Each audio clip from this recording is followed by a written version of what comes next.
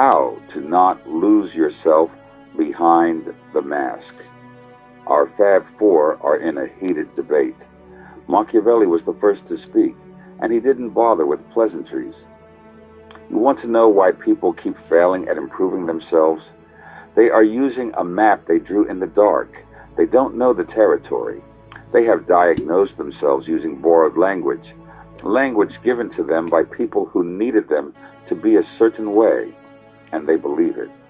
Jung didn't argue, but he redirected. The more dangerous problem, he said, is not that someone was given a false diagnosis by others, it's that they accepted it. They built an entire architecture of self around it, and then without realizing it, they moved into it. The mask doesn't just cover the face.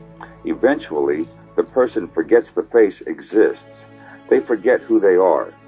This is where the conversation gets urgent, because some of you viewers right now are working on the wrong problem, grinding hard, trying to fix what doesn't need fixing, while the actual source of your derailment sits untouched, unexamined, unnamed.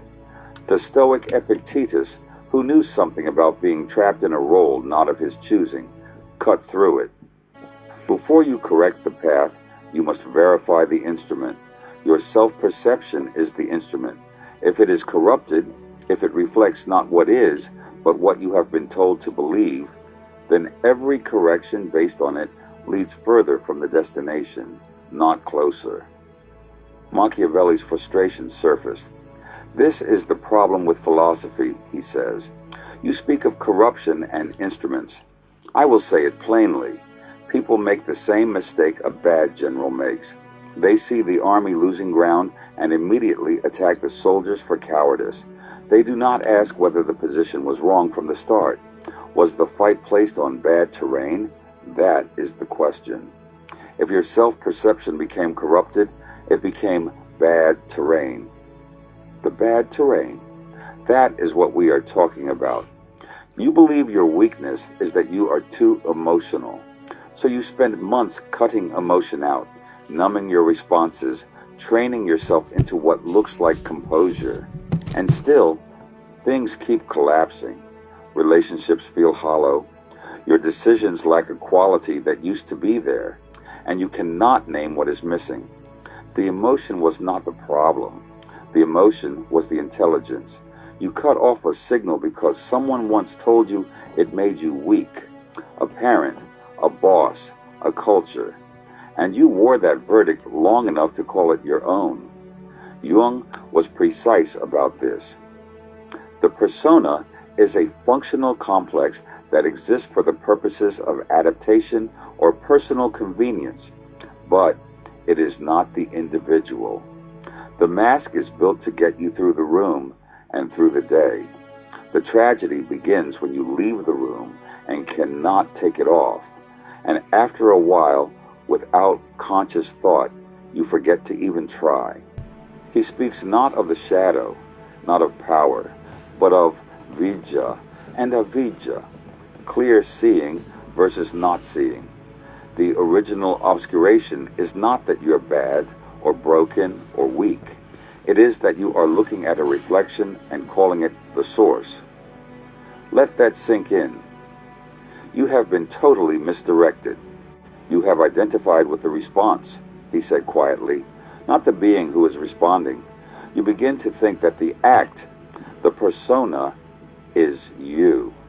I'm sure you've heard about the undercover cop who stays undercover so long he begins to lose sight of what side he's on and starts to have allegiance to the mob.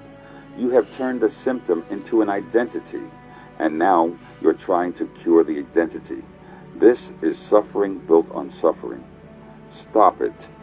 Machiavelli couldn't resist, which means, practically, that a man who believes his failing is laziness will force discipline on himself. He will be harsh, build regimens, punish his own softness. But if what is actually happening is that he has been pursuing a goal he never truly wanted, one given to him by others, then no amount of discipline solves it. You cannot force yourself to run hard toward a destination you secretly despise. especially when you despise it unconsciously. This is the misdiagnosis, and it is everywhere. 3 situations some viewers are almost certainly living in right now. First, you believe you're not confident enough, so you push yourself into rooms, into confrontations, into performances of assertiveness. Nothing holds. The confidence doesn't build. Why? Because the real issue is that you are performing in a direction you don't believe in. You're not underconfident, you're off course. Confidence is a natural property of aligned action. You cannot manufacture it for a life that doesn't fit you.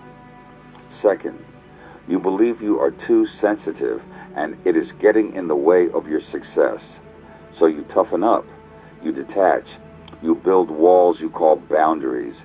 But your sensitivity was, and still is, your primary tool for reading people, rooms, and situations with accuracy others cannot match. It was what made you special. The real failure was never the sensitivity. It was the absence of a structure that honored your sensitivity. You tried to become someone who doesn't feel. Instead, you need to build a life that rewards what you actually are. Third, you believe you lack discipline.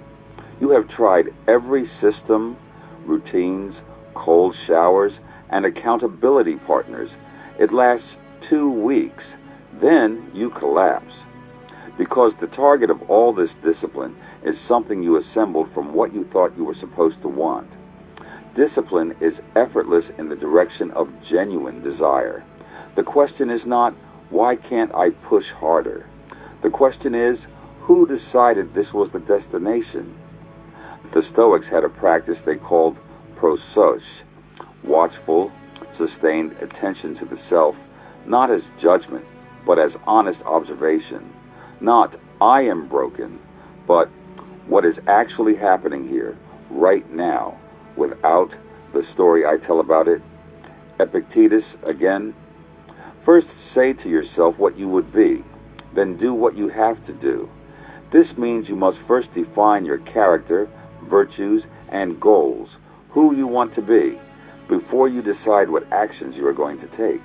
It is a call for intentional, values-driven living rather than reactive, aimless action. He is warning against rushing into action without first anchoring yourself in your principles.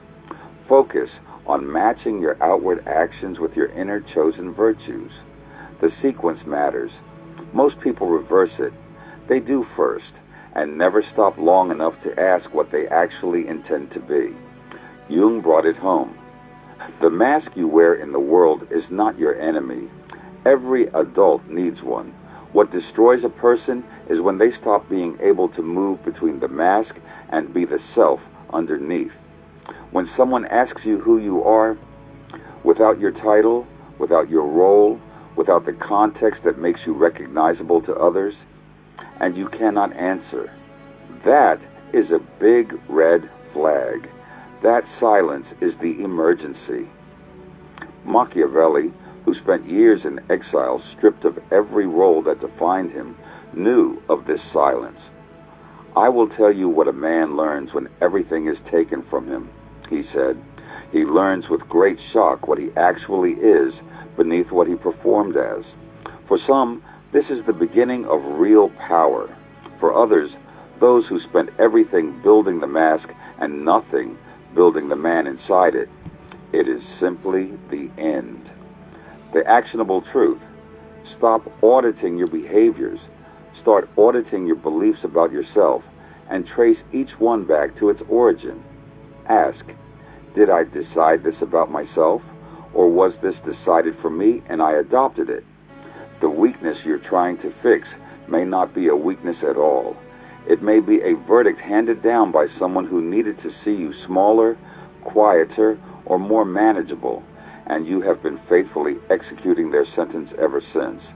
Take the mask off, not in public, not all at once, but in the quiet of your soul. Examine who is underneath, because the person you have been trying to improve may not be you.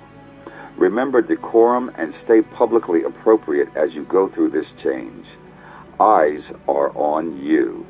Treat yourself with the love you deserve.